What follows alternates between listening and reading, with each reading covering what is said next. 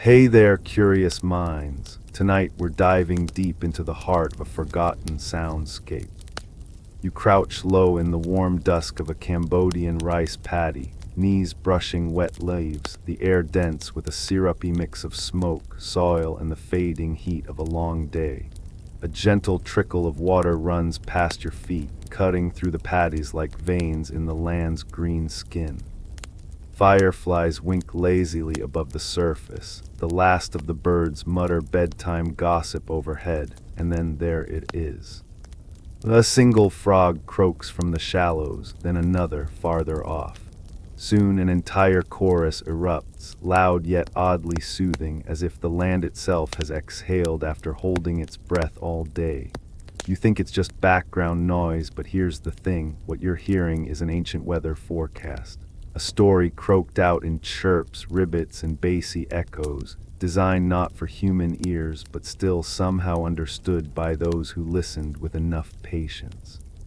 And if you were a farmer in the Khmer Empire 1,000 years ago, crouched just like this, you'd be nodding along to that frog symphony, quietly adjusting tomorrow's plans for planting, harvesting, or waiting, all based on that wet, throaty opera in the mud. Quick favor: before you dive into full-on relaxation mode, consider liking and subscribing. It helps more than you know, and I genuinely appreciate it if you do. If not, no worries, I'm just glad you're here. If you're listening from somewhere far away, drop a comment with your location and local time. I'd love to know where and when this finds you. Wherever you are, I'm glad you're here. Let's take a moment to leave the noise of the day behind. Now dim the lights, maybe turn on a fan for that soft background hum, and let's ease into tonight's journey together. You walk along a narrow raised dike path, barefoot, the ground still warm. You brush past stalks of rice taller than your shoulder, dragonflies hovering like lazy sentinels in the dusk. There are no fences here, only water, earth, sky, and rhythm. The frog song is rising now, not chaotic, but deeply organized if you know what to hear. High-pitched whines flicker near the edges of the field. Those are tree frogs chattering in the shallows. Lower groans reverberate from the canals, announcing the presence of bullfrogs, heavy and deliberate, off to the left. You hear something like a plucked string repeating in cycles. That's the rice-field narrow-mouthed toad, a name more charming in Khmer, where it's affectionately known for calling the rain. You kneel, ears open. It's not just what they are saying, it's when they say it. Farmers once tracked the frog's first calls in the pre-monsoon weeks, not just for curiosity, but because their crops depended on it. The ancient Khmer cultivated rice that thrived only under precise water levels. A plant too early and the shoots drown. A plant too late and the grains dry before they ripen, so the timing wasn't poetic, it was survival. Frogs helped them guess that timing better than any sundial or season name. Before satellite forecasts and phone apps, you had the frogs, and they didn't just make noise for fun. The rainy season in Cambodia doesn't creep in slowly, it bursts. One day it's dust and aching sun, the next it's thunder and flooded fields. But the frogs always felt it coming before the clouds rolled in. You reach a bend in the dike where water pools in a lazy U-shape. It's quieter here. That's a clue, too.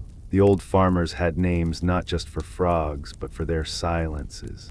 If the pickerel frog stopped calling mid-evening, something was off, possibly a delay in the monsoon.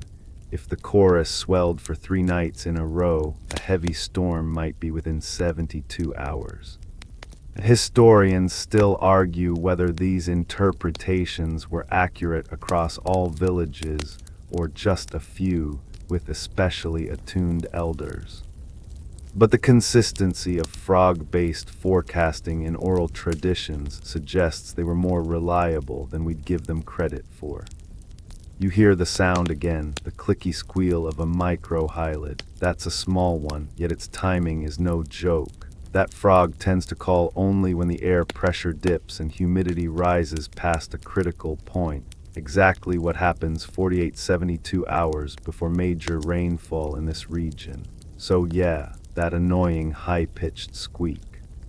It might be better at predicting rain than your weather app. It wasn't just frogs, of course. Khmer farmers used dozens of signals: the tilt of banana leaves, the way cow dung crusted in the heat, the behavior of fire ants. But frogs were the loudest and weirdly the most poetic. They symbolized fertility, chaos, rebirth. Some villagers believed each frog call invited rain spirits down from the sky. Others said the frogs croaked warnings. Echoing secrets the sky muttered only to the mud. There were even frog songs sung by children that mimicked the real ones, sometimes to call the rain, sometimes just to feel connected to the cycle. You move through the field like a shadow now. Your feet leave faint prints in the soft soil, soon erased by dew or wind. It's full dark. The stars are scattered but half hidden by haze. You hear the frogs again, loud and layered, but this time you know which ones are speaking. You hear the new calls rising in staggered patterns. That call that almost sounds like a hiccup. It tends to appear only when barometric pressure plunges, and within 24 hours the skies often open. Now imagine an entire generation of farmers memorizing these songs season after season. They knew which frogs hatched after early rains, which ones croaked most before lightning storms, and which fell silent before a long dry spell.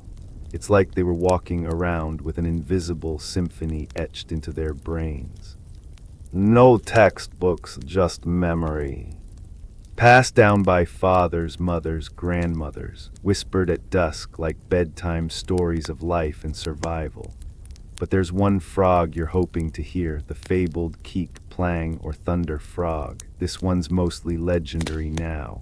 Supposedly, its call sounds like a rolling drum, and it only emerges in the hours before the first monsoon downpour. Some say it doesn't exist at all.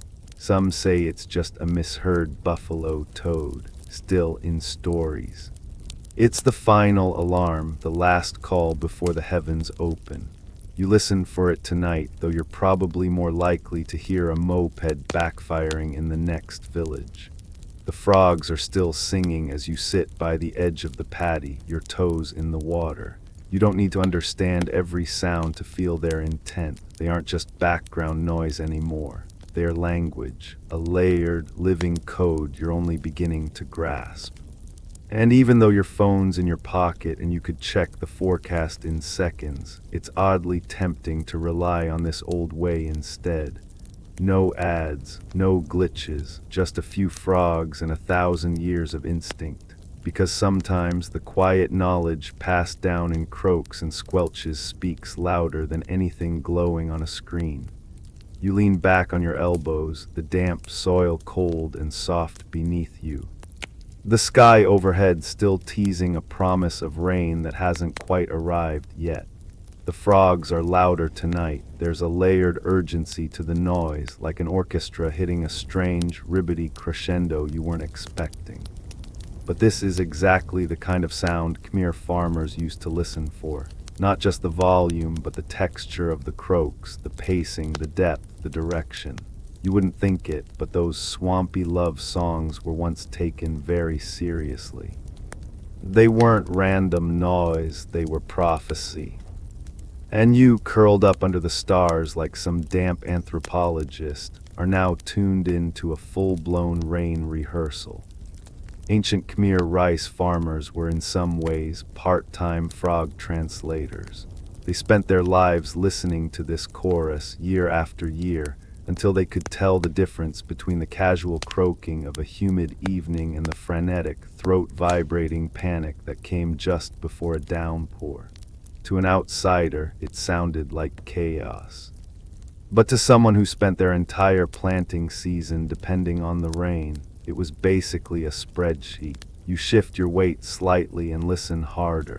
There's that sharp staccato croak again, repeating in intervals, short bursts with nearly perfect spacing between each call. Farmers would have heard that and immediately checked their water channels, made sure the paddies were prepped to flood properly. It was a signal, maybe not with 100% certainty, but enough that ignoring it would have felt risky. After all, a false alarm meant wet boots. A missed alarm meant drowned seedlings or dried out grains. And when you're feeding your whole family with what you plant, the stakes couldn't be higher. Modern science now confirms that many frogs, especially in Southeast Asia, do indeed call more frequently, more aggressively, and in specific pitch ranges when barometric pressure drops. That's code for rain is on the way. And these amphibians, being little water-loving, pressure-sensing machines, feel it before we do. Historians still argue whether ancient farmers systematically tracked these shifts with deliberate charts or just absorbed them intuitively. But the result was the same, an uncanny knack for knowing the rain's arrival. And here's where it gets weird. Some villages claimed that if the frog songs hit a certain rhythm, fast, low-pitched, all at once from 3 directions, it didn't just mean rain, it meant flood. Flash flood, monsoon overdrive, oxen get your legs wet kind of disaster. Was this superstition? Maybe. But enough farmers believed in the pattern that they'd sometimes pull carts of rice saplings back to higher ground the very night before a major storm. Not always, of course, but just often enough to keep the legends alive. You sit up a little straighter now, intrigued. The idea that frogs, in their blobby, bug-eyed weirdness, could act as barometers and early warning systems is both charming and honestly kind of brilliant. The frogs didn't know they were helping, they were just doing frog things. But Khmer farmers turned that racket into a readable script passed down like family recipes. Of course, not every frog forecast was accepted at face value. There was a sort of hierarchy, like frog celebrities and frog tabloids. Some calls were considered reliable, like the booming bullfrog tenor you're hearing now, echoing through the lowlands. That one was known to sing mostly before heavy. Steady rainfall, what the farmers hoped for during the seedling phase. Others, like the high-pitched peepers, were known for giving false alarms. The joke was that they croaked every time a cloud sneezed. Still, they weren't ignored entirely, just taken with a few pinches of salt and some extra ear squinting. And then there were the mysterious silent nights. Imagine it, you've had frogs croaking for days and suddenly nothing. A strange stillness settles in. That kind of silence used to send chills down a farmer's spine. It usually meant the air had changed too quickly. The frogs were confused, or worse, disturbed by something coming that they couldn't sing through. Lightning storms, typhoons, late-season droughts. The quiet could mean anything, but it never meant nothing. It was like the sky had taken a deep breath and the frogs didn't want to interrupt it. Tonight you hear no such silence. The frogs are still going strong. Somewhere behind you a loud splash punctuates the chorus, maybe a fish. Maybe a frog taking a dramatic leap. You imagine a group of old farmers sitting on worn stools near this same bend, smoking pipes and nodding to each other. One of them murmurs, "Big rain 3 days," without looking up. Another scratches his chin and says, "Bullfrogs talking too much tonight, maybe 2, no charts, no thermometers, just croaks, ears, and the kind of long-term listening most of us have forgotten how to do." It wasn't just the frogs themselves that mattered, it was the context. Where were they calling from? If the frogs were singing in shallow puddles close to the village, that was one signal. If they were calling from deeper marshland, farther from human activity, it could mean the surrounding terrain was already getting saturated. That's the kind of thing you don't learn from a weather map. You learn it from years of being ankle-deep in muck, listening while the air thickens with wet electricity. There's even evidence on temple murals. Of all places, that Khmer elite paid attention to this frog-based intel. On some bas-reliefs in Angkor, scholars have noted carvings of frogs beside water deities and rice gods. The placement isn't random. Some believe those frogs were symbolic, representing early omens and natural forecasts that tied the divine to the practical. If a frog was singing, maybe the gods were whispering through its throat, or maybe the gods were just frogs in disguise.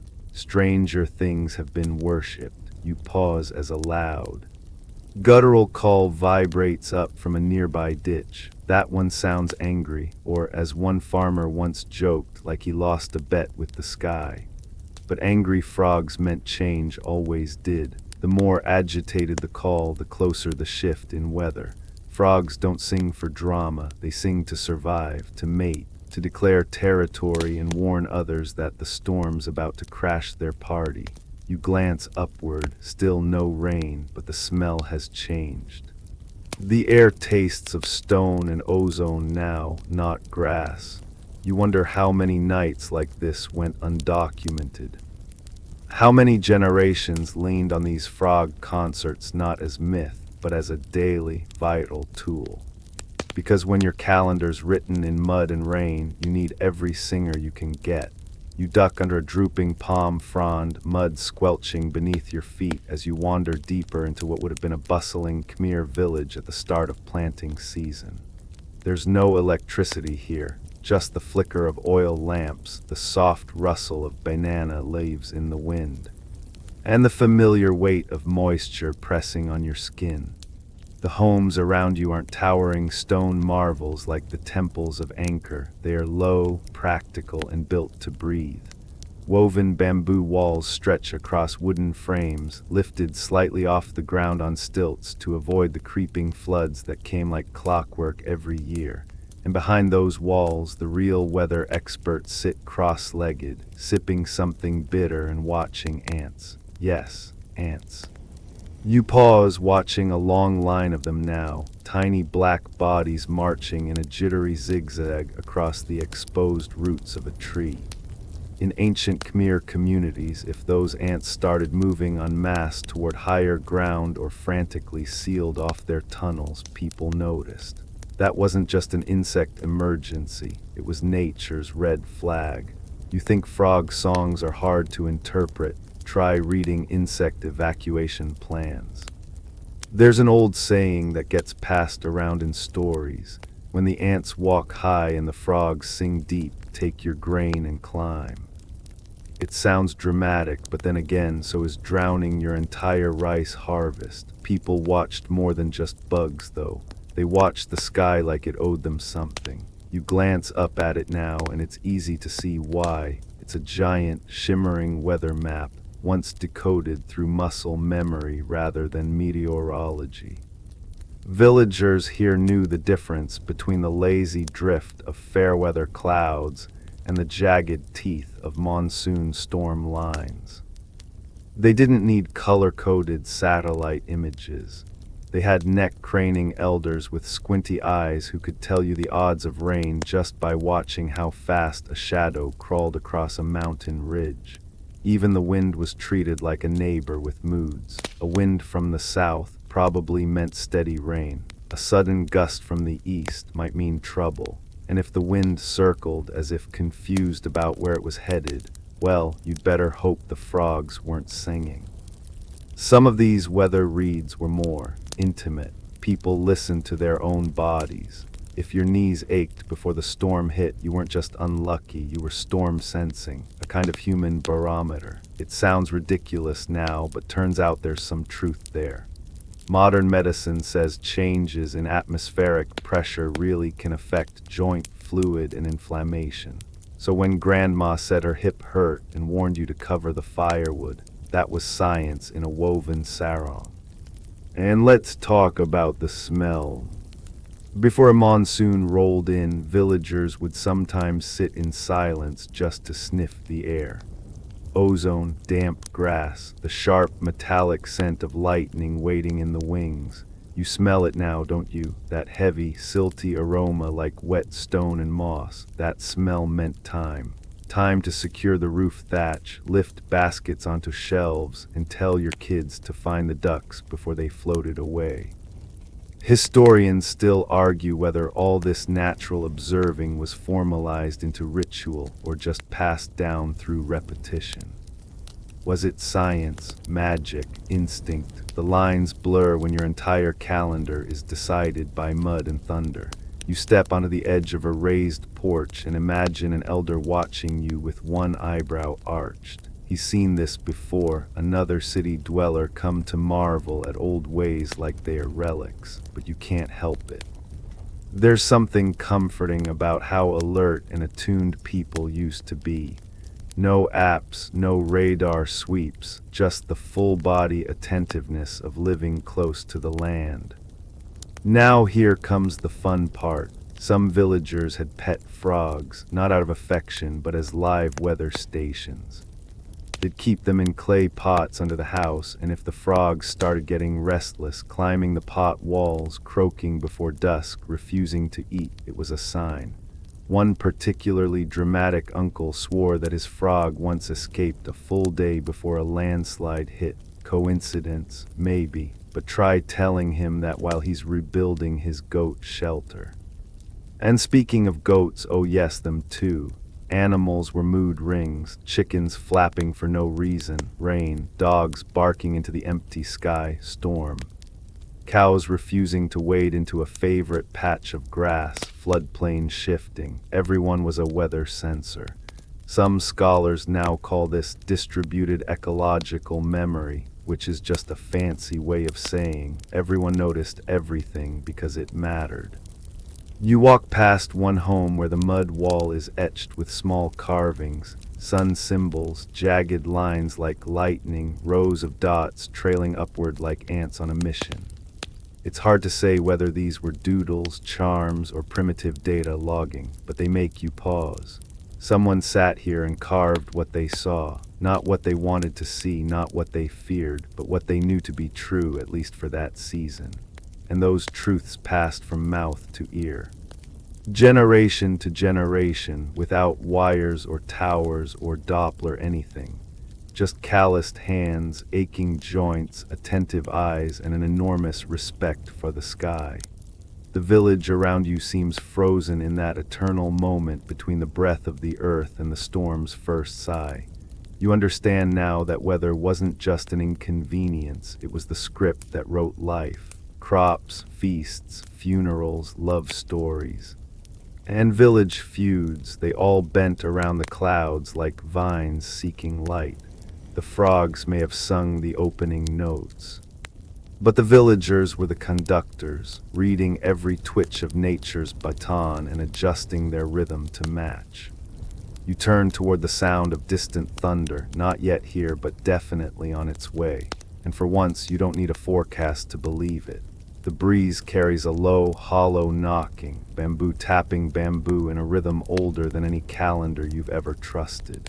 You follow the sound, ducking under a thatched eave where delicate wind chimes sway gently above your head.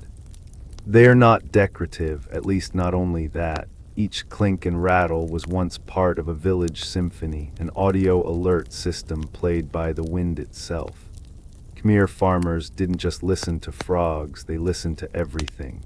Leaves, seeds, the timbre of the air slipping between stalks of sugar palm. The chimes above you are carved from different lengths of bamboo, suspended with dried vines and tied with tiny knots of palm string. The villagers positioned them where the wind passed most often, along rice storage huts above walkways near the cattle pen. And when the pitch changed, higher, sharper, more frequent, it wasn't just a pretty noise. It meant the wind was shifting, and when the wind shifts, the season does too. The chimes now are soft, but you pause and listen harder. There's a deeper note hiding in the lower piece, a heavy thunk that only rings when monsoon gusts arrive early. That sound, like someone gently knocking on a wooden drum, meant a storm might come not in weeks, but in hours. Around you, tree leaves shimmer as they turn slightly upward, like they are reaching for the sky. Khmer villagers believed certain trees warned the rain by flipping their leaves in a pre-monsoon stretch. The rain tree, for example, if its leaves curled inward at midday like it was shielding itself. It meant thunder was likely before sunset. No one really knew why. But everyone noticed it. Modern botanists think it has something to do with humidity tension in leaf tissue, but ancient farmers didn't need an explanation. They just watched, nodded, and got the buckets ready. You step past a curtain of hanging seed pods, twisted, dry, and brown like brittle paper.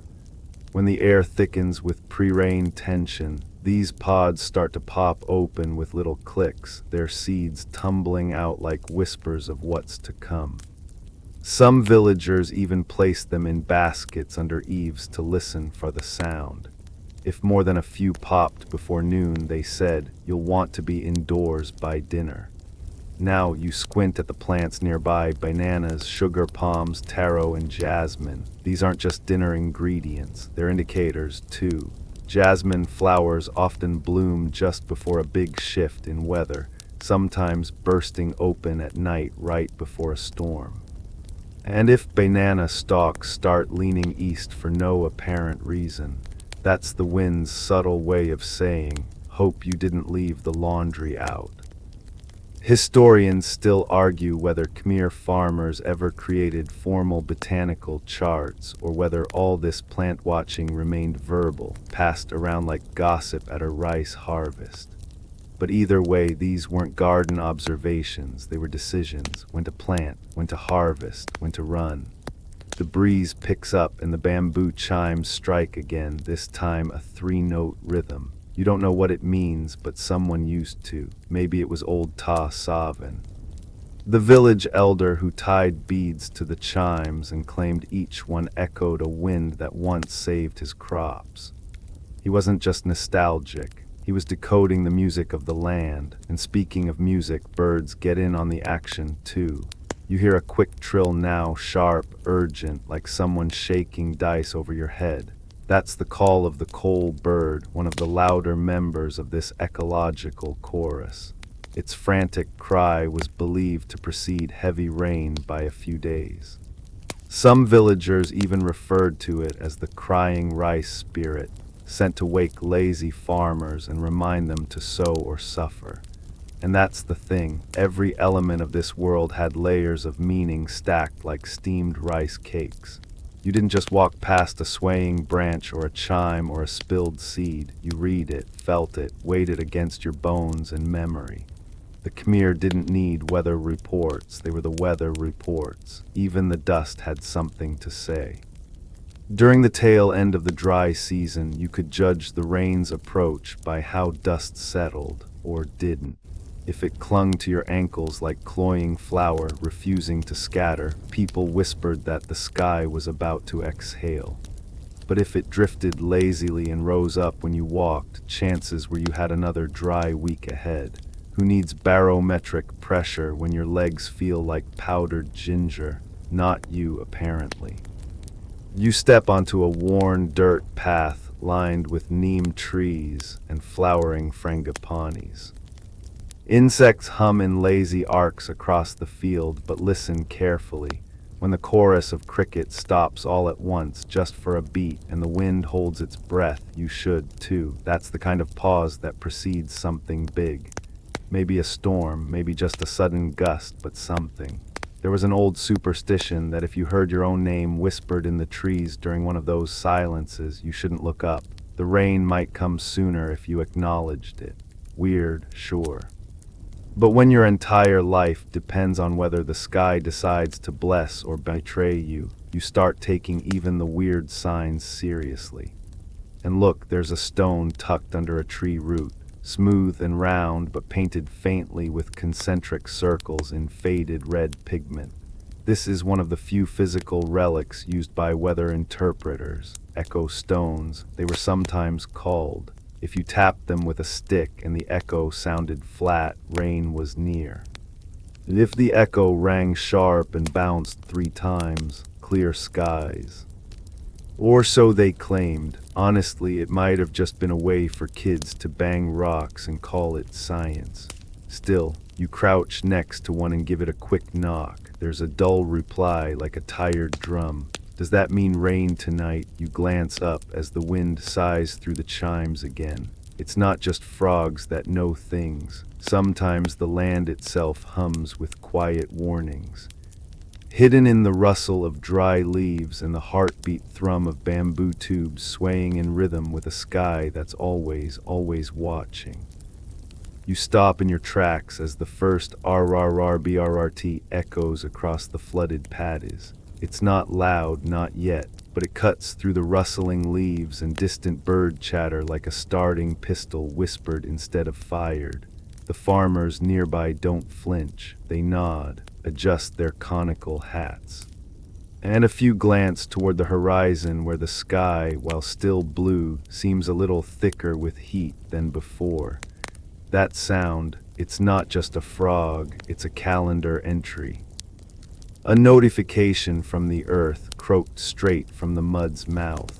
The Khmer, clever as ever, didn't mark their planting by the moon alone, not when the frogs had a more intimate relationship with the rain.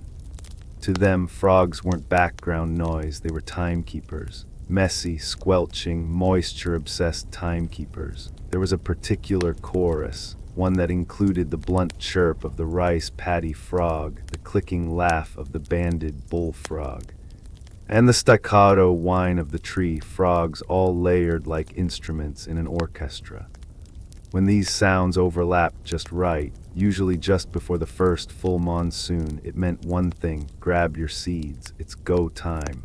Imagine walking through the dusk after dinner, the air thick like warm soup, and suddenly the frogs erupt, call after call, from every ditch and puddle.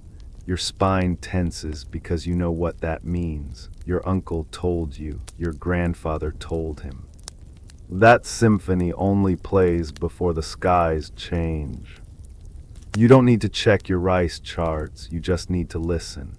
The rice paddy frog, Fedgervaria limnicaris, had a distinct pattern. It croaked in bursts of threes when the soil reached the right warmth. That wasn't just a coincidence, it was evolution's version of a sticky note. These frogs wouldn't sing unless the conditions were perfect for egg laying. And those conditions, identical to what rice seeds need to sprout without rotting. Historians still argue whether the Khmer codified frog call timing into any written agronomic system, or if it remained an oral instinct passed down like a kitchen recipe. Either way, you didn't question the frogs. You followed their lead, or you risked crop failure. Or worse, the embarrassment of being the only farmer who planted too early and got washed out. The banded bullfrog was a favorite among seasoned growers.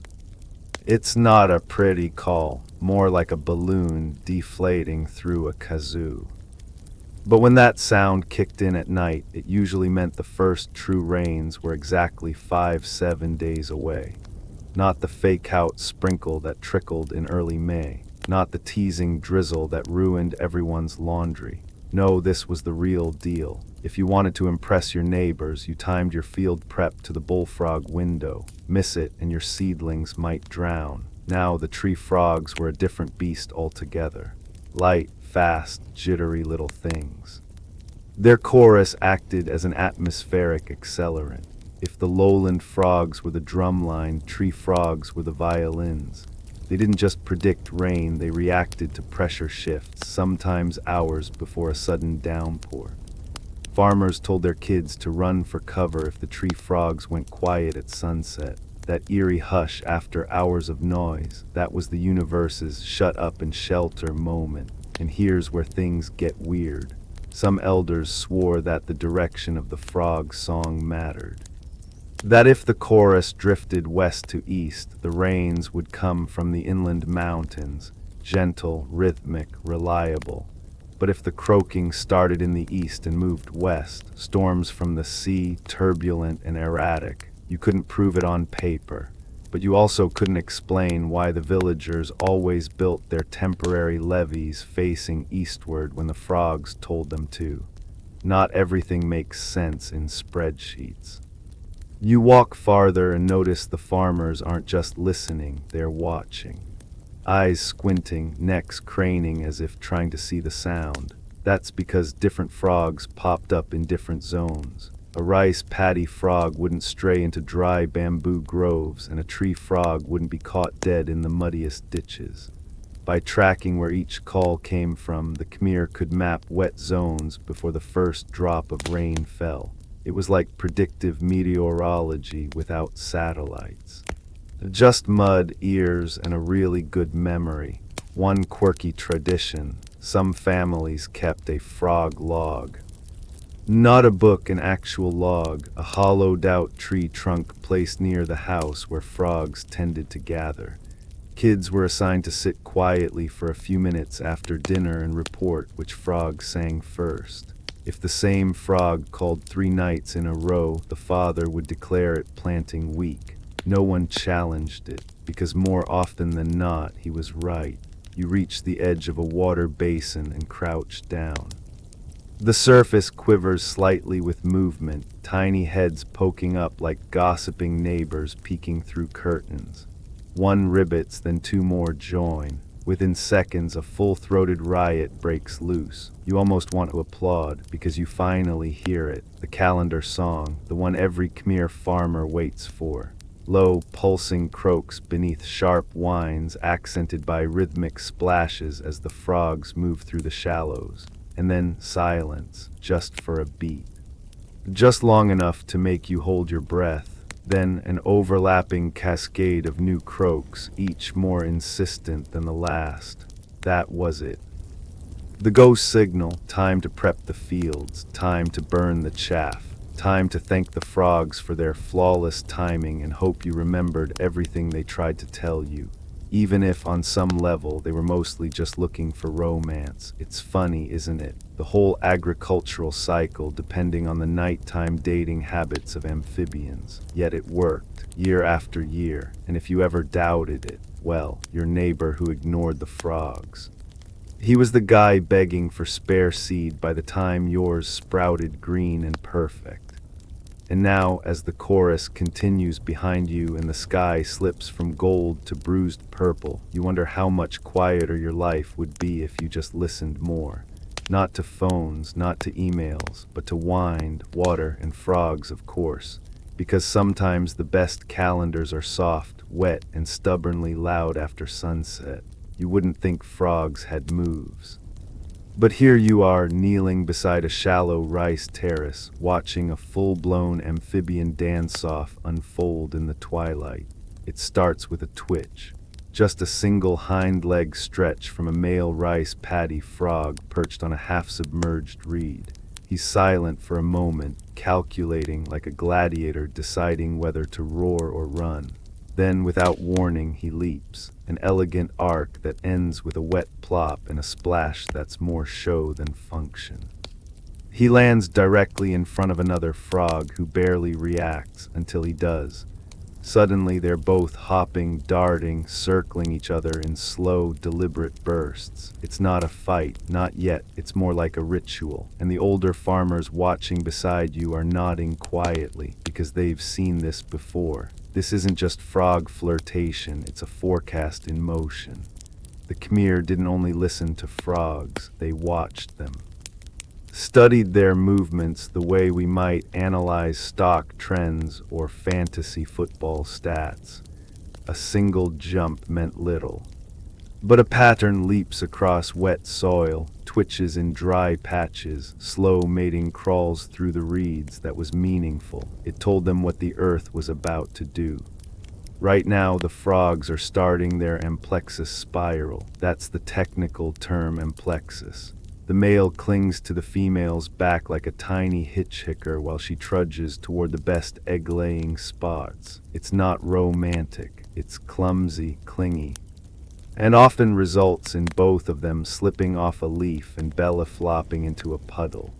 But here's the twist: when the frogs began this dance en masse, it signaled that the soil had finally reached the perfect saturation level for planting. You hear a soft chuckle behind you. An older farmer, maybe 60 or 70, chewing on something leafy, mutters, "They know before the clouds do." You believe him, because right now, everywhere you look, frogs are moving, not aimlessly.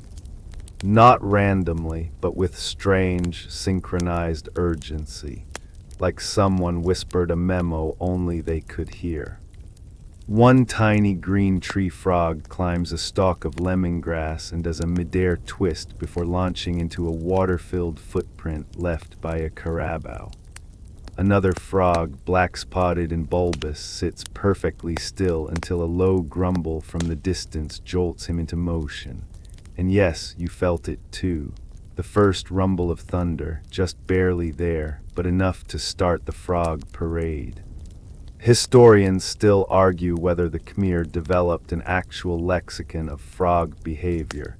Some believe there were gestures and positions that had names, almost like yoga poses with muddy feet.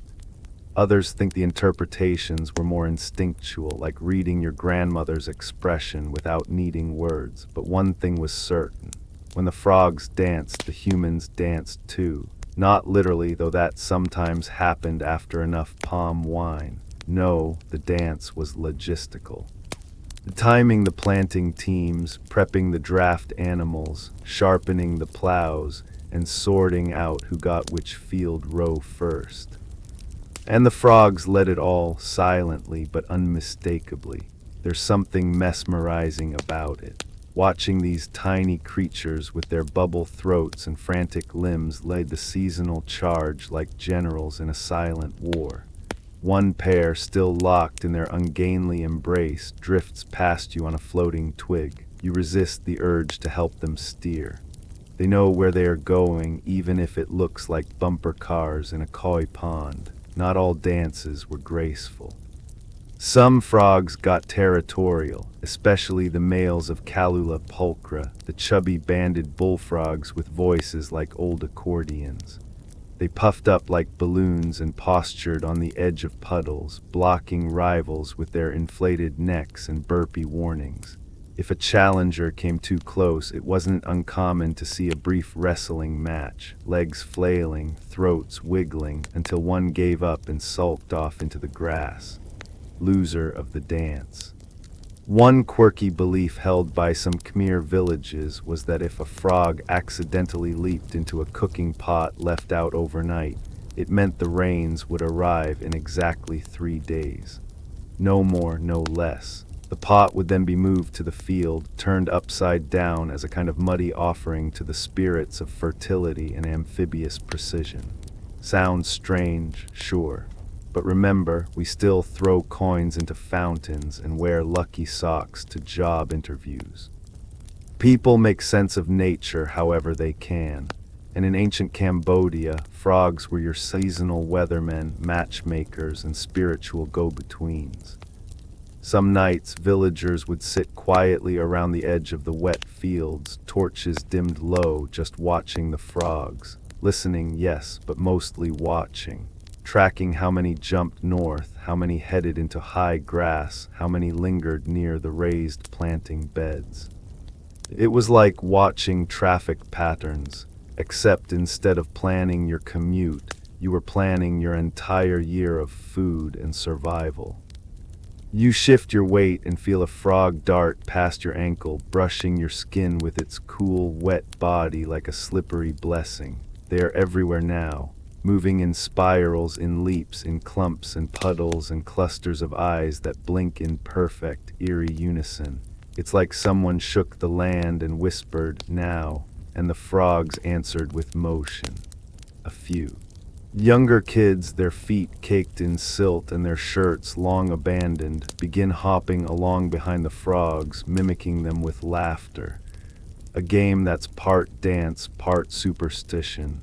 Parents let them do it. It's good luck, they say. Besides, it keeps the kids occupied while the grown-ups read the real messages in the mud. One man sets down a bucket of soaked rice seed next to a shallow ditch, then pauses, not because of anything he sees, but because the frogs mid-leap have stopped again. A sudden, collective pause, he squints at the sky, the wind shifts, and you catch the faintest chill across your neck. It's coming, not rain yet, but the change. The deep exhale of the season moving into its next breath. The frogs have done their job, they've danced their dance, and now it's your turn. Because while the frogs only need wet leaves and a mate, you need a harvest. You need the rice to rise green and strong, and you need the timing to be perfect. So you stand, brush the wet dirt from your knees, and follow the frogs, not just because it's tradition, but because they are the best choreographers the land has ever known. You stand on the edge of the rice terraces as the night deepens, the air humming with the subtle chorus of frogs, each croak a thread in the larger tapestry of monsoon prediction. It's a quiet orchestra, but for those who know how to listen, it's a detailed weather report delivered with ancient precision. The Khmer farmers learned early that the frogs didn't just announce the arrival of rain. They danced with it, shifting their behavior as the monsoon evolved from gentle showers to fierce storms. Imagine the frogs as the original meteorologists, croaking and calling out changes in barometric pressure, humidity, and temperature. The banded bullfrog's low, bubbling growls might mean a slow, steady rain perfect for soaking the fields. But if their calls became erratic and punctuated by sharp trills, it signaled the approach of heavier, more unpredictable storms. A change in pitch or rhythm wasn't just a random variation, it was a coded message from the environment itself. Farmers watched carefully for these subtle shifts because the timing and type of rain could make or break a season. A too early downpour could wash away fragile seedlings, while a delayed monsoon might stunt growth and invite pests. The frogs' fluctuating songs became a living forecast, a kind of natural app, if you will, where updates came directly from the Earth's wettest citizens. There's a quirky side to this too. Some villages believed that when the laughing tree frog's calls turned high-pitched and staccato, it meant the rain was about to change direction. Not just in intensity, but in origin. A shift in the wind's source from the ocean to the mountains or vice versa. They swore these shifts could last days, altering the rain's character from gentle to torrential or from warm to chilling. Historians still argue whether these observations were purely instinctual or if the Khmer kept some form of proto-scientific weather logs. Archaeological digs have unearthed inscriptions and bas-reliefs depicting frogs and rain motifs, but the exact interpretations remain a matter of debate. What's undeniable is that the intimate relationship between frogs and rain was deeply embedded in Khmer agricultural culture. You notice a particular rhythm emerging from the chorus tonight. The frogs' calls seem to slow, then build in intensity. It's almost as if they are preparing for a crescendo, a big event on the horizon. And sure enough, a distant rumble rolls across the hills, low and ominous. The frogs respond instantly, their calls weaving into a complex pattern that echoes the approaching storm's pulse. The Khmer took these signals seriously. When the frogs' songs grew wild and scattered, it meant the monsoon rains would be heavy, accompanied by fierce winds and possible flooding. The farmers would reinforce their embankments, secure their granaries, and adjust planting schedules. When the chorus softened and became more regular, it was a sign that steady, beneficial rains were falling. Crops would thrive in this pattern, and the harvest was likely to be plentiful. One charming local tale speaks of an old woman who could talk to frogs, not in words but by mimicking their calls. She could supposedly influence the rain by asking the frogs to croak more or less urgently. Skeptics might call this superstition, but even scientists acknowledge that frog vocalizations are sensitive to subtle environmental cues. Whether she was onto something or just lucky, no one can say for sure.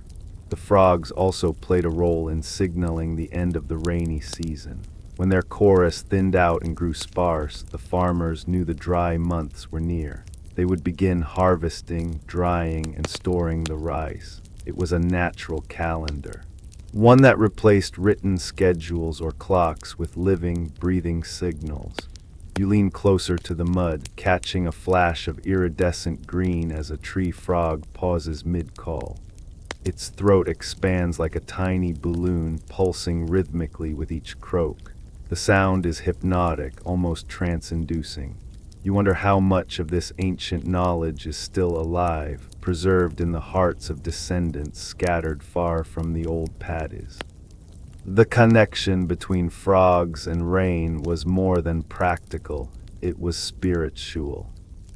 Frogs embodied the life-giving water cycle. Their emergence from muddy waters symbolized renewal and fertility. Some Khmer rituals even included offerings to frog spirits, asking for their continued guidance and protection over the fields. So as you listen to the frogs' evolving song tonight, you realize you're not just hearing noise. You're eavesdropping on a weather report millions of years in the making. A croak here, a trill there.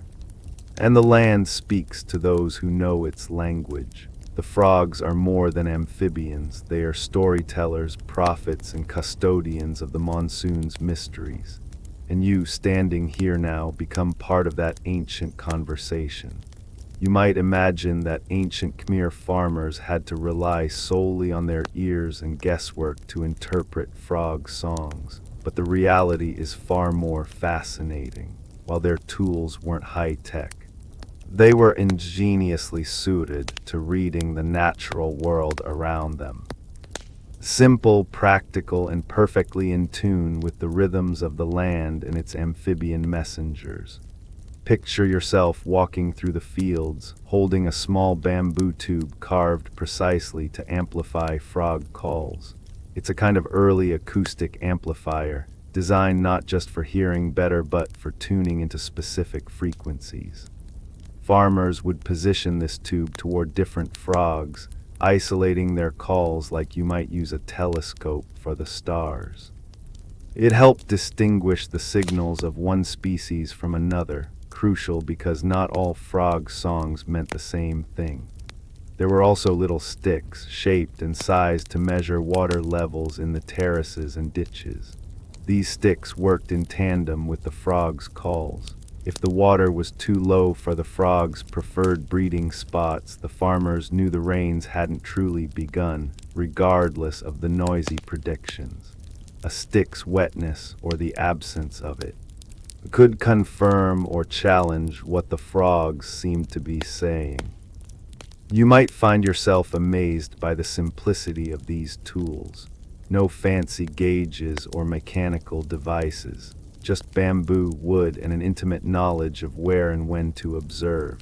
The farmers' notebooks were their minds and memories, not written records. Passed down stories about the frogs' calls were mnemonic devices. Songs and poems helped recall patterns and timings. A quirky tool you wouldn't expect was the frog whistle, a carved instrument that mimicked frog calls.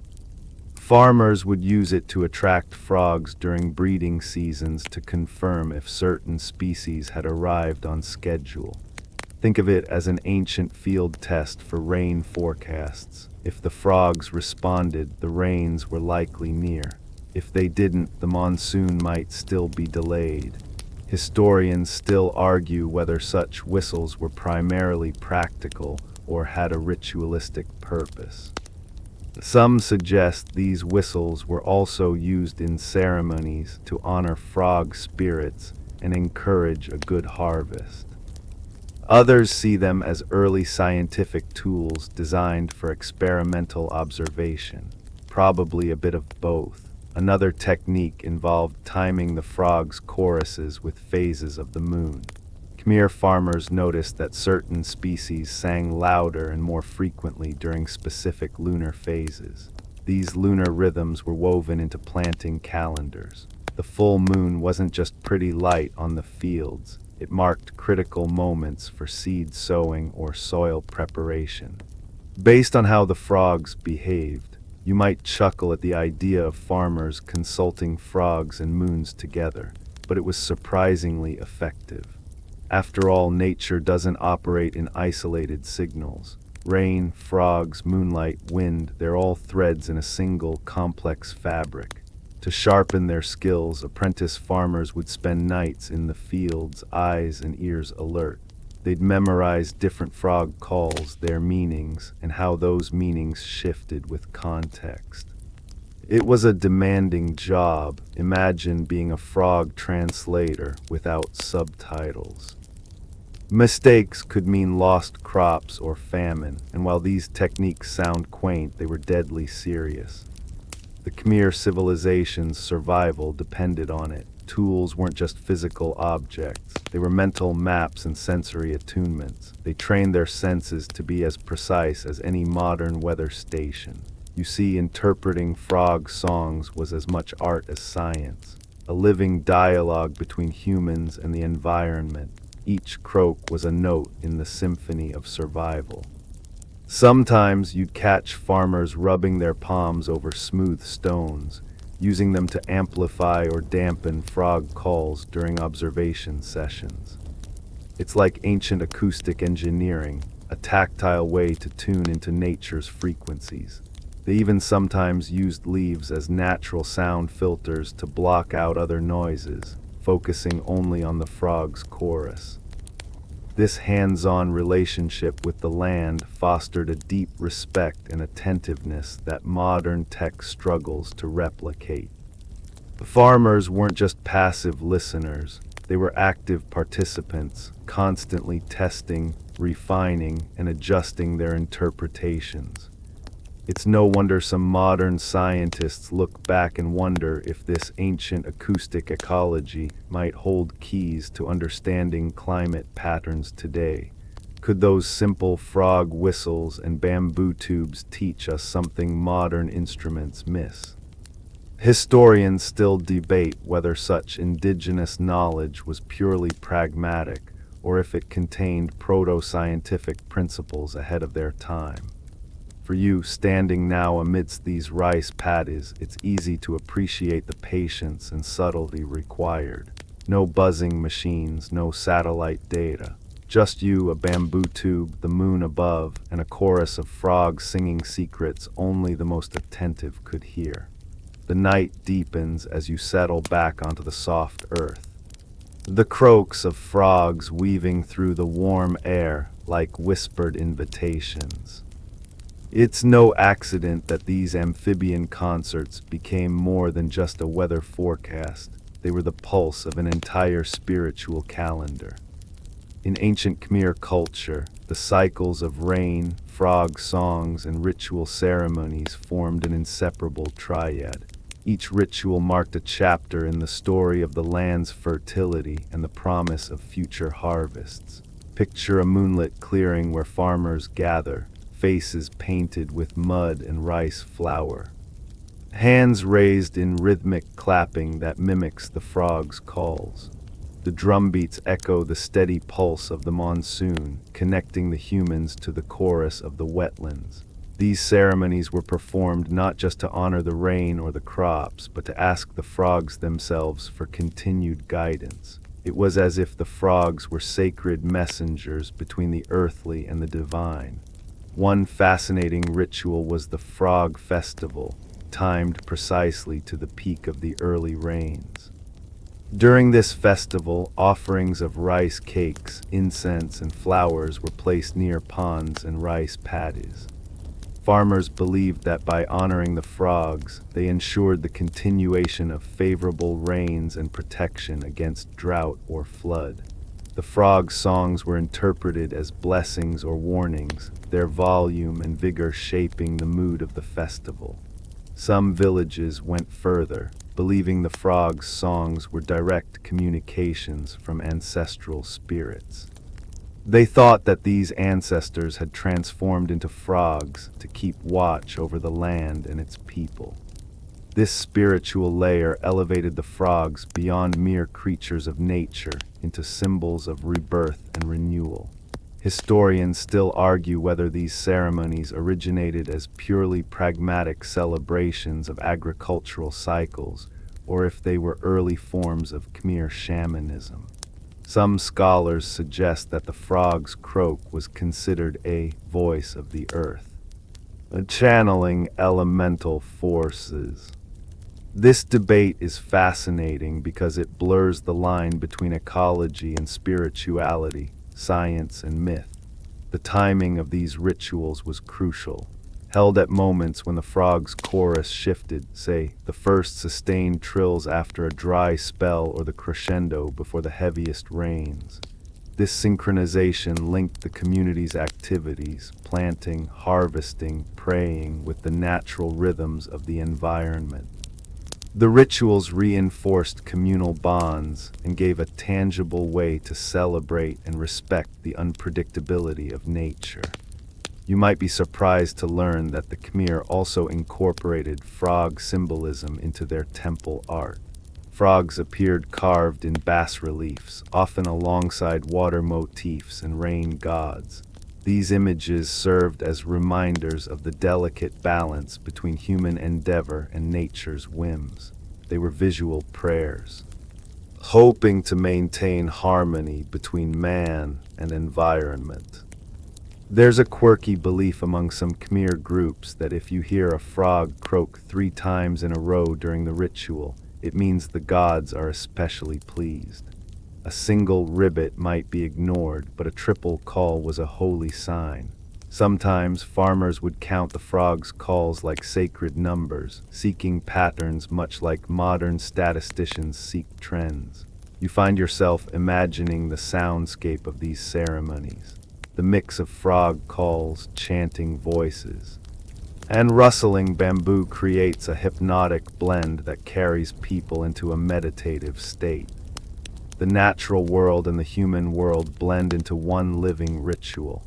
It's important to note that these traditions weren't static. They adapted over centuries, absorbing influences from Hinduism, Buddhism, and animist beliefs. The frog songs remained a constant thread through these religious changes, proving their deep cultural significance.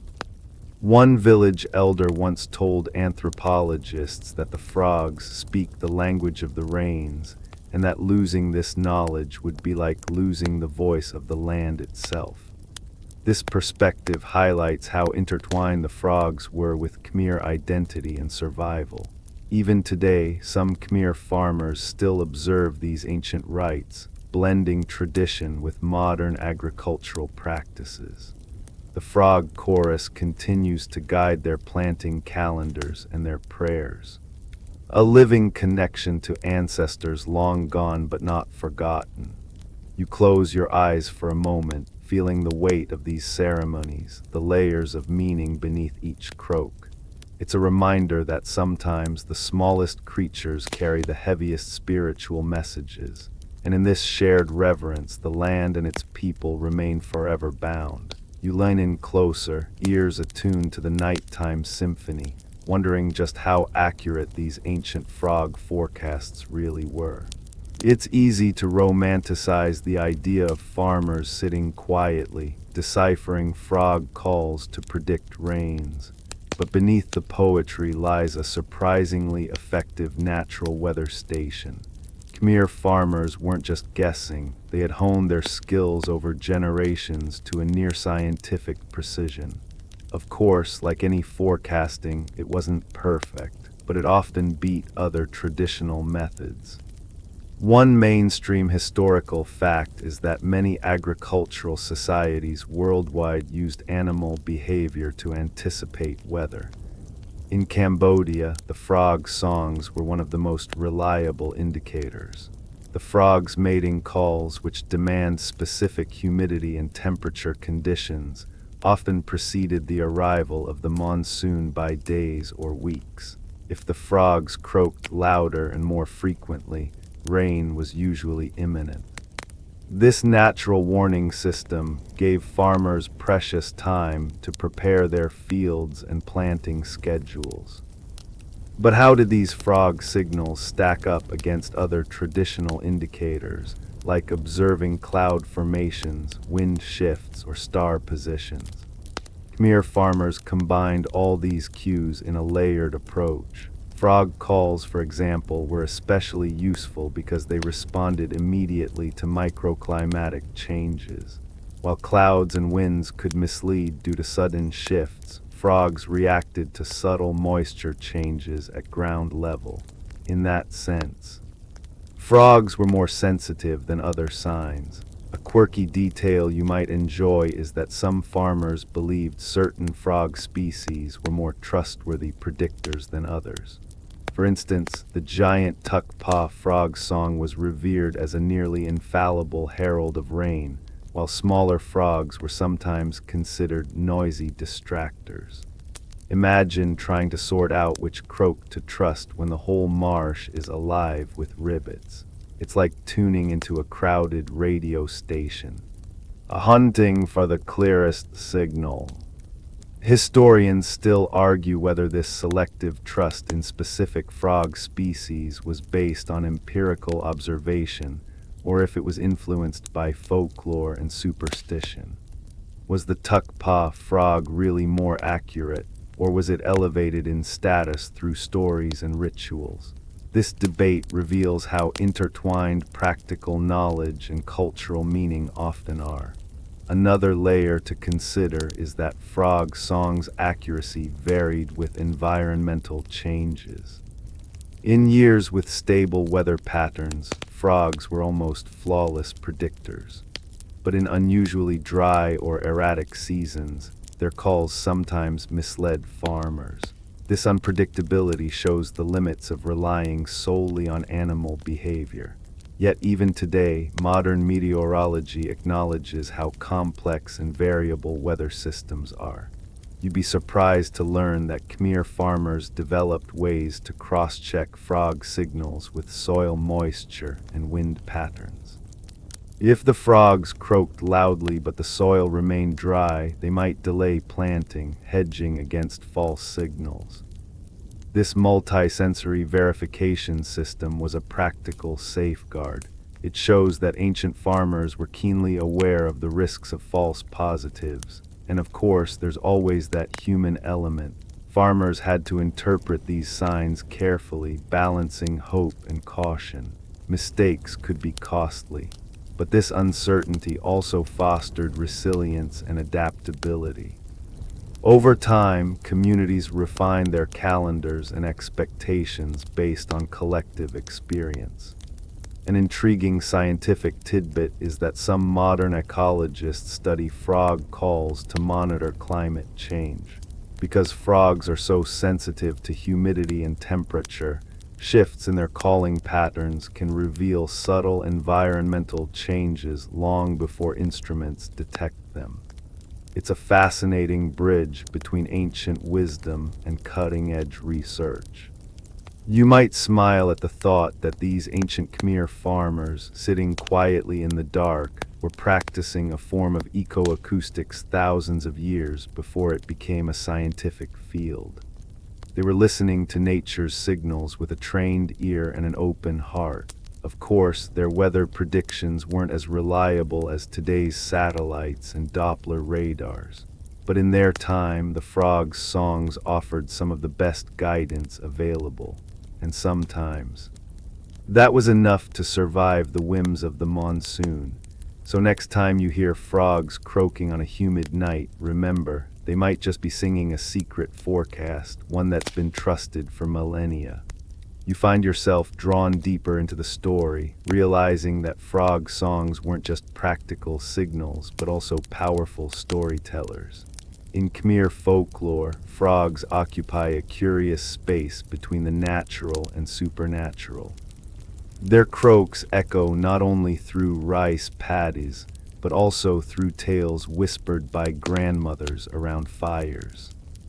These stories shaped cultural identity, weaving frogs into the very fabric of Khmer imagination. One of the most famous folk tales tells of a clever frog who outwits a greedy crocodile. The frog's quick thinking saves its pond and friends, symbolizing intelligence and survival. This story isn't just a children's fable. It reflects a cultural admiration for the frog's cunning and resilience. Frogs were seen as guardians of water and life, reminding people of the fragile balance between nature and humans. Interestingly, some Khmer myths depict frogs as shape-shifting beings, able to move between the worlds of water and land, or even between the living and spirit realms. This idea suggests a belief that frogs had supernatural powers to influence rain, fertility, and even fate. These shapeshifter stories hint at an animistic worldview where animals and humans shared a connected existence. Historians still argue whether these myths were originally symbolic metaphors for natural cycles, or if they represented genuine spiritual beliefs held by early Khmer communities. It's a lively debate because it touches on how cultures interpret nature, whether through metaphor, religion, or both. A quirky tidbit is the tale of the Frog Princess, a story about a woman cursed to live as a frog until true love breaks the spell. This story parallels similar folktales worldwide, but has uniquely Khmer elements, emphasizing water's life-giving and transformative power. It's fascinating to see how frogs become characters embodying change and hope. Frogs also appear in proverbs and songs, often as metaphors for patience and persistence. One popular Khmer saying compares the frog's steady call to a farmer's steady work, reminding listeners that small, consistent efforts led to great rewards. These cultural expressions reinforce the respect for frogs as symbols of endurance. You might be surprised that frog imagery even influenced Khmer dance and theater. Some traditional performances include movements mimicking frog leaps and croaks, celebrating the animal's vitality and role in the environment. These artistic expressions help pass on frog lore across generations. There's also a darker side to some frog stories. Some folktales warn of frog spirits bringing misfortune if disrespected or ignored. These cautionary tales served as ethical reminders to treat the land and its creatures with care. They fostered an early environmental ethic, long before the word ecology existed. Anthropologists note that these folklore elements helped keep agricultural knowledge alive in oral form. Embedding practical advice about weather and planting within entertaining stories ensured the survival of critical wisdom. It's a clever cultural strategy, mixing learning with laughter. You might chuckle imagining villagers gathering under starry skies, telling frog stories that both entertain and educate. The frogs weren't just animals, they were storytellers, teachers, and even tricksters. Their mysterious calls inspired wonder and caution in equal measure. As you listen, you realize these frog tales are more than myths. They are bridges connecting past and present, nature and culture, fact and fantasy. They remind you that humans have always sought meaning in the smallest croaks of the natural world, and that in itself is a timeless story worth hearing over and over again. The frog chorus is far from a single monotone croak. Instead, it's a complex orchestra where each species plays a unique part. In ancient Khmer rice fields and marshlands, diversity wasn't just biodiversity. It was a crucial tool for decoding the season's unfolding. You might think all frogs sing the same tune, but in reality, the Khmer farmers knew exactly which frog's call meant what. This variety helped them refine their rain predictions and adjust farming tasks with remarkable specificity. Imagine a misty evening by the water's edge. The piercing call of the giant tuck-paw frog rings out first, signaling that the humidity has reached a critical threshold. Then the softer, rhythmic trills of the kreng-kreng species add a steady undertone, suggesting that the rainy season is settling in. Finally, the short, sharp croaks of smaller tree frogs spike briefly, signaling a temporary dry spell or a change in weather. Each species had its own timing and meaning, creating a layered message that the farmers interpreted like a living weather report. One mainstream fact is that Cambodia hosts over 90 known frog species, many endemic to the region. Their ecological niches range from swamp dwellers to forest frogs, and each reacts differently to changes in rainfall, temperature, and humidity. This biological diversity gave Khmer farmers a rich source of environmental clues. But here's the quirky twist. Some species were believed to be rain frogs whose calls were thought to summon the rains themselves. There was a charming belief that the frogs were not just predictors but active participants in controlling the weather. Frogs were thought to croak louder when they felt the sky was ready to open. This is less science and more poetic ecology, nature's own symphony conductor tuning the heavens. Historians and biologists still debate the extent to which these beliefs influenced actual farming decisions. Did farmers rely more on species-specific calls, or was it the overall chorus that mattered? This question matters because it shows the complexity of traditional knowledge systems blending natural observation with cultural interpretation. Some frogs' breeding cycles were tightly linked to the monsoon. For example, the tukpa species only calls when water levels rise enough to flood its breeding grounds. Farmers learned to associate these breeding calls with impending heavy rains. This biological behavior effectively turned frogs into seasonal calendar keepers. Interestingly, some frogs would alter their call frequency and duration based on subtle environmental cues. When conditions were favorable, calls would be longer and more frequent. When dry spells threatened, calls shortened or stopped altogether. This variability created a dynamic, real-time feedback loop between frog behavior and the environment. This interplay extended to farming practices. If the rain frogs sang strongly, farmers hurried to sow seeds in freshly plowed paddies. If the calls were faint or sporadic, they waited, knowing that a false start could ruin a crop. This patience saved countless harvests from premature planting. Ecologically, frogs also served as pest controllers, reducing insect populations that might otherwise damage young plants. Their presence was both a sign of healthy wetlands and a practical boon for crop protection. This dual role reinforced why frogs were cherished and protected within Khmer agricultural communities. You might smile at the idea that farmers were effectively using a biological app long before smartphones existed. Their weather app was an entire ecosystem of frogs, each species a data point in a living algorithm. But changes in the environment, such as deforestation and modern irrigation, have disrupted frog populations over the centuries.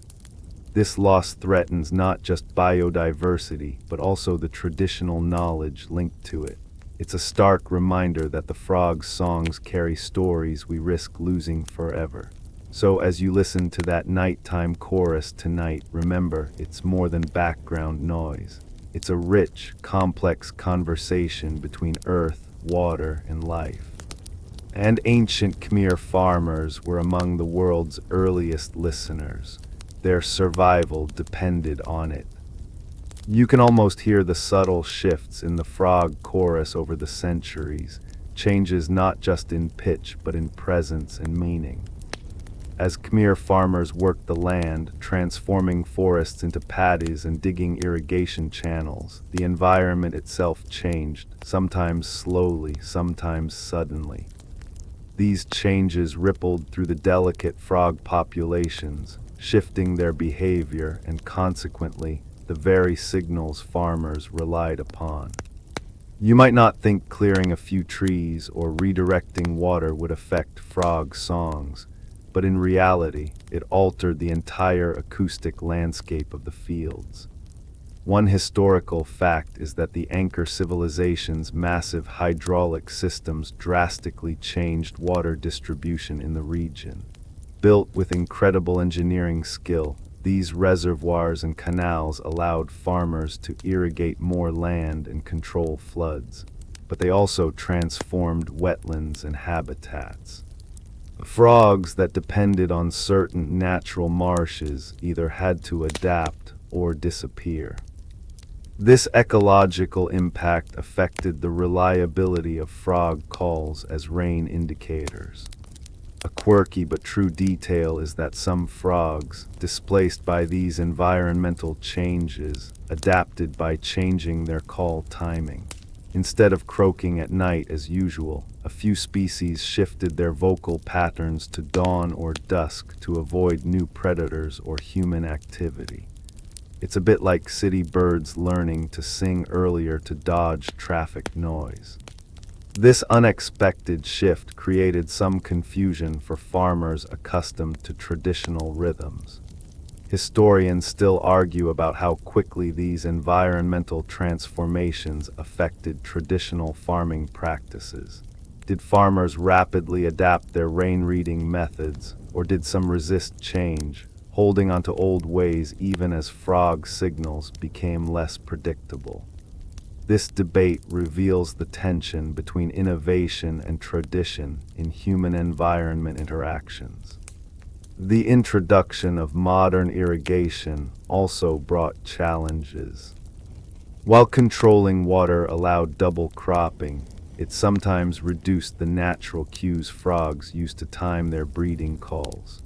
The more artificial the water cycles became, the less synchronized frog behavior was with natural rainfall patterns.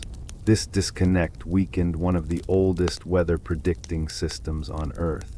There's an intriguing ecological tidbit that some conservationists today are trying to restore frog habitats in Cambodian rice fields. They hope to bring back the natural frog chorus, and with it, the ancient knowledge embedded in their songs.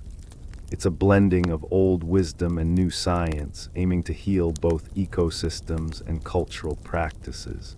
You might find it ironic that human progress, building irrigation for better crops, sometimes undercuts the very natural indicators that guided farming for centuries. It's a classic example of unintended consequences, where fixing one problem causes another. But it also shows human resilience and adaptability in the face of environmental change. This chapter in the frog story reminds you that nature and culture are deeply intertwined. When one changes, the other follows, and sometimes that change is jarring. Farmers who once trusted frog songs had to learn new signs or combine frog calls with mechanical weather instruments brought by modernity.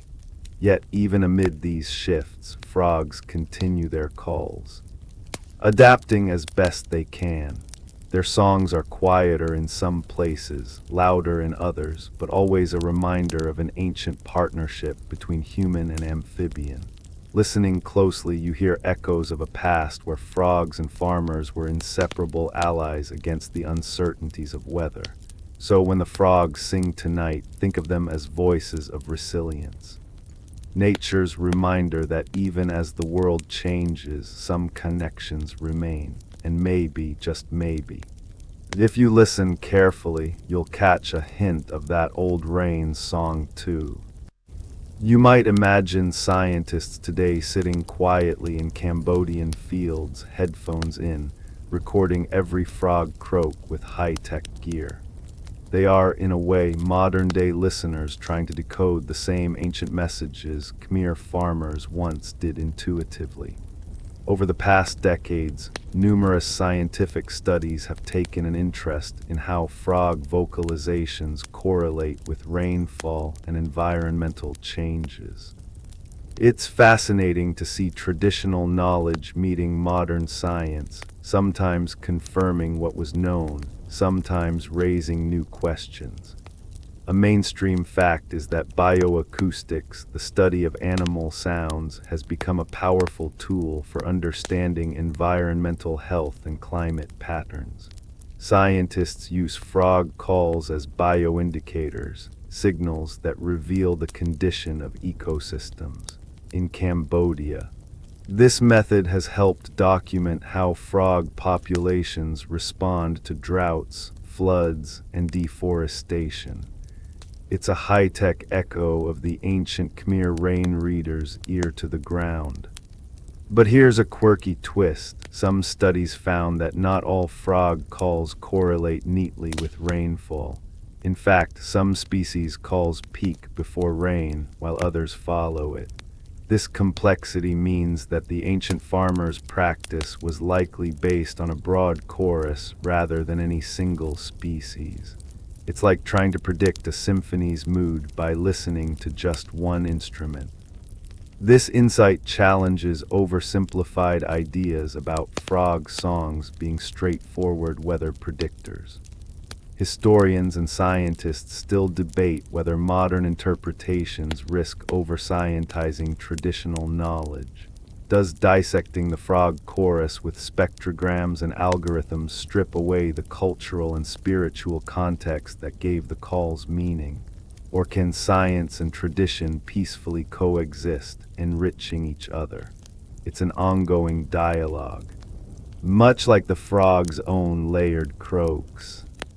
One fun fact is that some researchers discovered that the intensity and pitch of frog calls can also indicate water quality and pollution levels. So these amphibians are not only meteorologists, but also environmental sentinels. Their voices warn of unseen dangers lurking beneath the water's surface. It's a reminder of how closely connected life forms are within an ecosystem. Modern studies also use frog calls to help conserve endangered species. By tracking vocal patterns, conservationists can identify populations under threat and design strategies to protect them.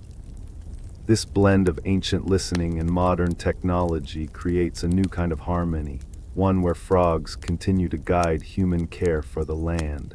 Yet there's also an irony here.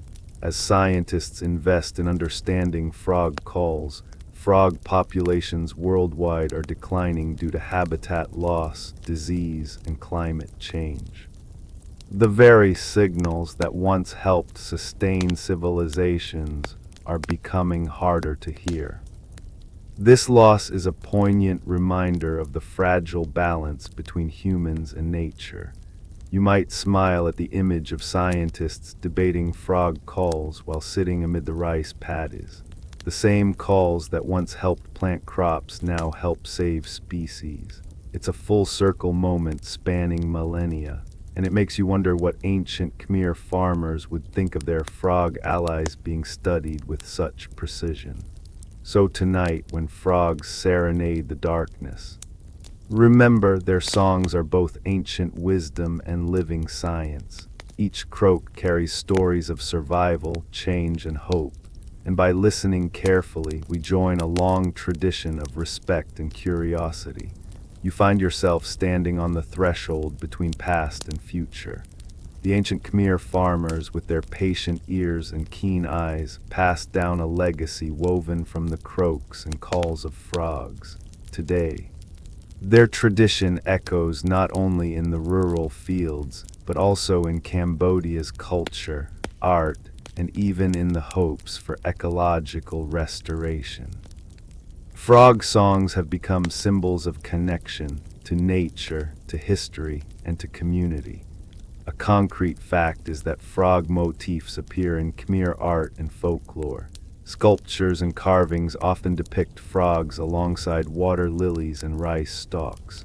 These images celebrate fertility, abundance, and the cyclical rhythm of life. The frogs in these artworks serve as reminders of the vital role amphibians played in sustaining the land and its people. Here's a quirky bit of cultural trivia. In some Cambodian villages, frogs are still considered lucky charms. Farmers sometimes catch frogs and release them in their fields as a ritual to invite rain and good harvests. This practice, part superstition, part reverence, underscores how intertwined frogs remain with the rhythms of life, even as modern farming techniques spread.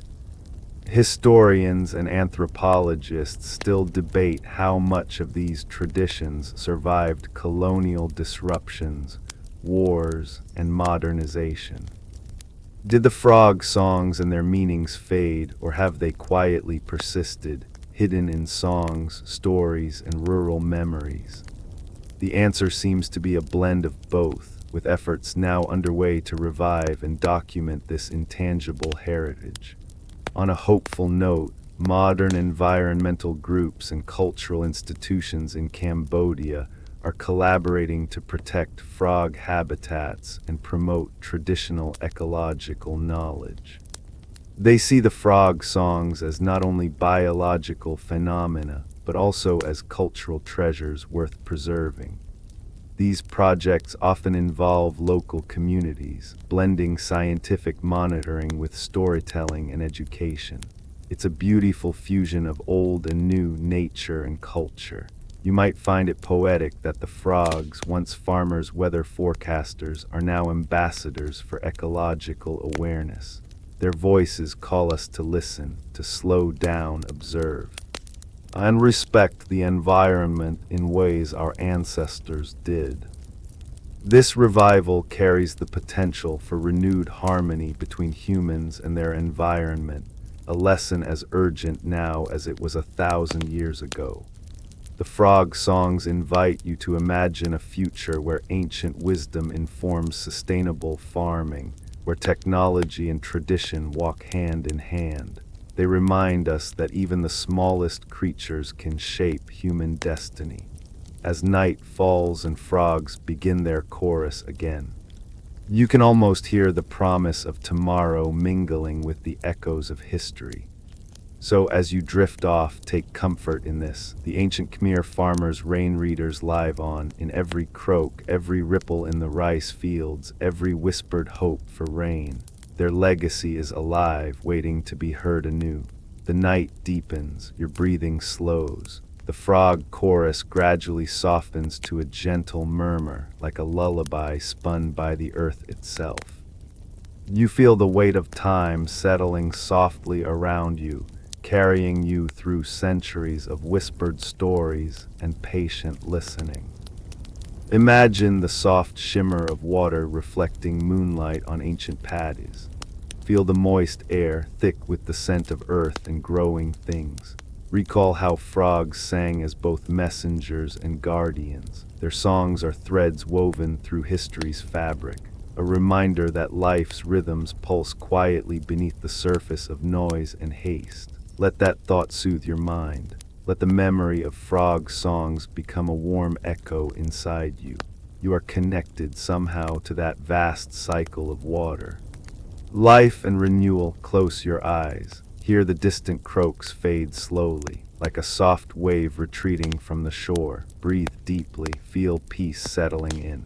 The ancient world and your own blend in this moment of calm. No rush, no urgency, just the timeless pulse of nature's voice. And as sleep begins to wrap around you like a soft blanket, remember this: every ending carries a new beginning. The frog's song will rise again with the dawn, and so will you.